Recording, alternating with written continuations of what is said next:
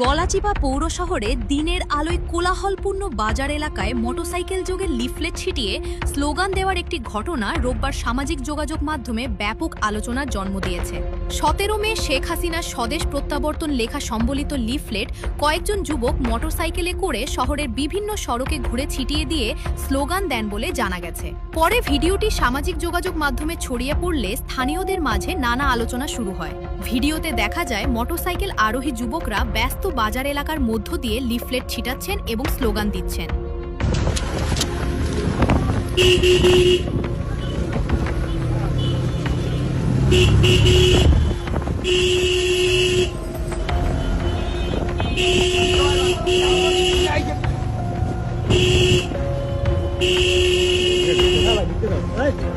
আমরা